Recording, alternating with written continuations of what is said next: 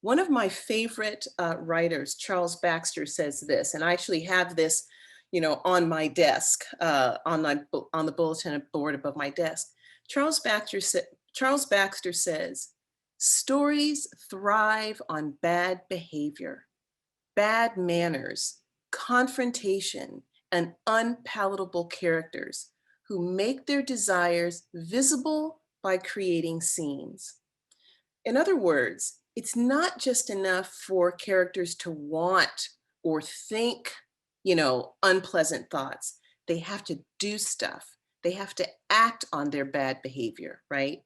If they're just sitting around thinking all the time, that's not what's going to make a scene. What makes a scene is where characters act or step forward in some way.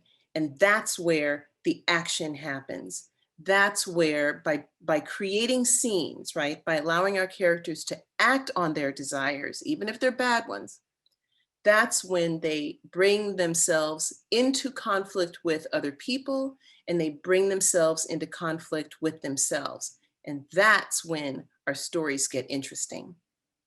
That's when our characters come to life. As writers, we have to get comfortable with discomfort. We have to get comfortable with tension and conflict.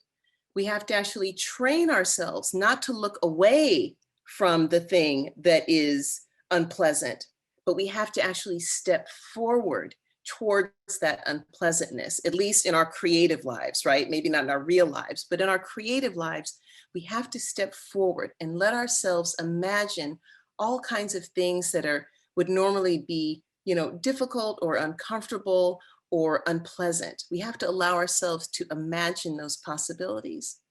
We have to do what a teacher of mine, Jim Caruso, once said. We have to find the hot spots, right? And sometimes, I don't know if you guys, when you're writing and you're writing something and you hear that little voice saying, "Uh-oh, I can't go there."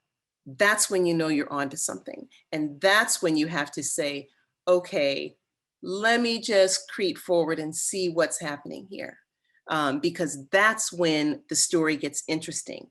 You can't take that sudden left turn right when things are getting hot, right? To avoid the conflict. You have to step into the conflict because that's when the story starts to get really juicy and meaty. So at this point, let's turn to a scene from chapter 4 of Queen Sugar. And after that, we're going to do some writing. So I'll just set this up for you a little bit. In this scene, well, what's happened in the book up to this point is Charlie Bordelon, the main character, and her 11-year-old daughter, Micah, have moved from Los Angeles, California, to this tiny town in Louisiana. And they've moved in with Charlie's grandmother, Miss Honey, okay? The reason they're there in Louisiana is because Charlie has inherited this sugarcane farm and she has no idea what she's doing, but she's picked up her life and she has transplanted herself down in this little town. But so far in the opening pages of the book, everything that could go wrong has gone wrong. Charlie's farm manager, who she was relying on, has quit. Her fields are in terrible shape. When she had this vision that she was going to come down to Louisiana and, all these fields were going to be perfect and, glistening in the breeze. She gets down there and her fields are a mess. She's running out of money.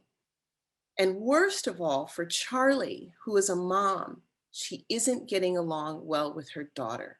And this is the thing that underneath it all is her very worst fear. Okay, Micah is, the most important person in the world to her, but Micah's 11 and they are starting to clash. So as I read this first part of the chapter or the scene, here's some questions I'd like you guys to think about.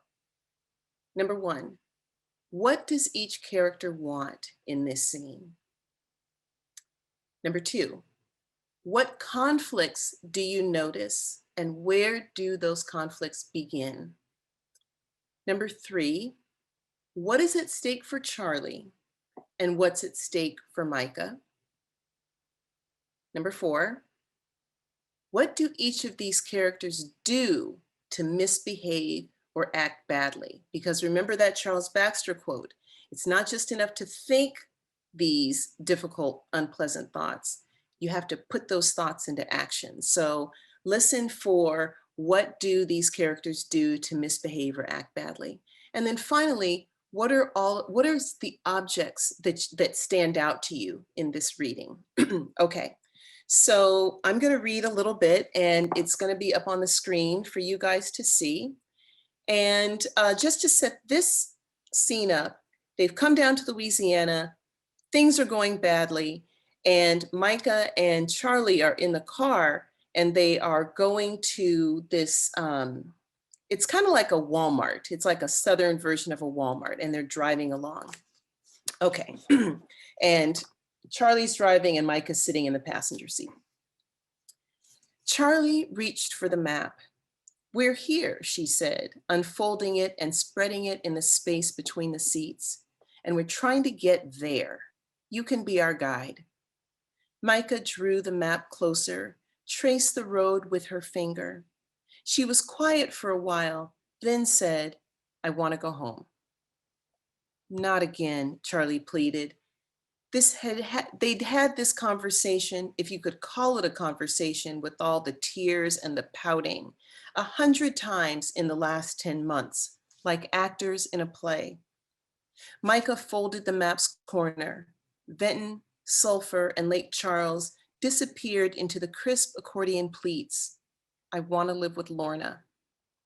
Lorna was Charlie's mother, Micah's grandmother, back in Los Angeles. She took Micah shopping, I'm sorry, that should be shopping, to the Children's Symphony and to tea at the Ritz-Carlton on her birthday. Last summer, she took Micah to Martinique and promised they would fly to Paris when Micah turned 15. Charlie was happy the two of them were close, was happy Lorna could provide for Micah in a way she simply couldn't on her nonprofit salary, and yet, lately, Charlie felt a stab of jealousy whenever Micah mentioned Lorna's name. "I still don't understand why we have to," Micah began. "My God," Charlie said, cutting her off. "What can I tell you? That ship has sailed. I'm not discussing it." She brushed Micah's hand from the wrecked map. "I'm going to need that if you don't mind." "Fine." Micah shoved the map off her lap. It crumbled in the well beneath her feet. Beyond the window, the landscape rushed by. How could there be so many shades of green? "You know I'm not trying to torture you," Charlie said, and studied her hands, which had swollen in the heat. With difficulty, she twisted her wedding ring off her finger and dropped it into the empty ashtray. "Just think, Micah, how great it'll feel to walk across fields we own." "I don't want to walk across fields. I want to live in a city with sidewalks and a swimming pool." "We never had a pool," Charlie said. So for our first writing prompt, let's do this. Imagine a time, real or imagined, when you really wanted something. You really wanted something, but you or someone else stopped you from getting it. What did you say? How did you act? And then what do you wish you'd said? And how do you wish you had behaved, right? So this is where we're trying to explore this idea of what do we say when we want things to like be perfect and no ugliness and no tension, and then what do you really wish you'd been able to say or do in that moment?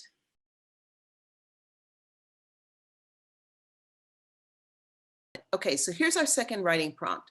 Imagine the same scene as before from writing prompt 1, but now imagine it from the other person's point of view. What do you think they were thinking? How were they feeling? Why didn't they want you to have what you wanted?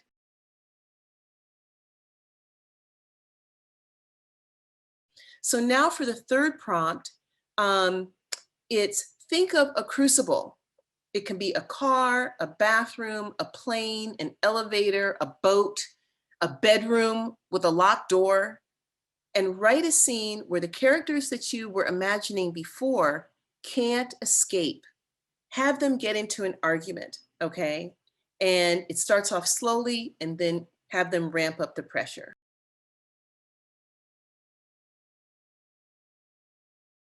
The process of building Queen Sugar, I'm not gonna lie, you guys, there were moments when I was like, I love this. I love this. I love this book.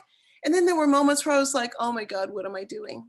I don't know what I'm doing. And this is so much harder than I thought it was going to be. And when will I ever write this book? And oh my gosh, it was so hard. But you know what?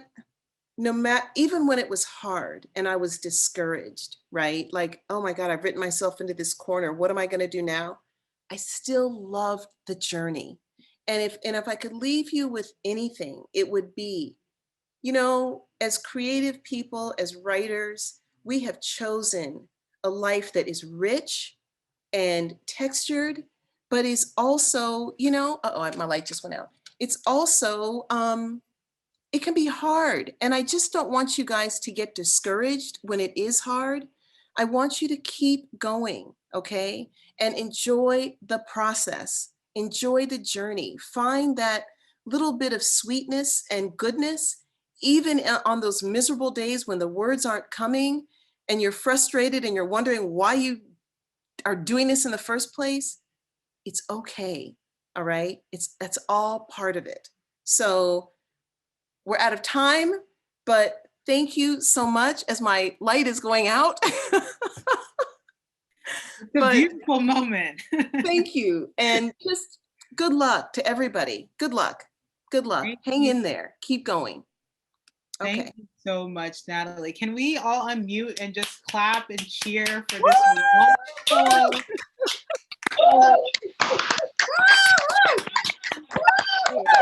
Natalie! Thank you. You're very welcome. It was an entire Natalie, you rock!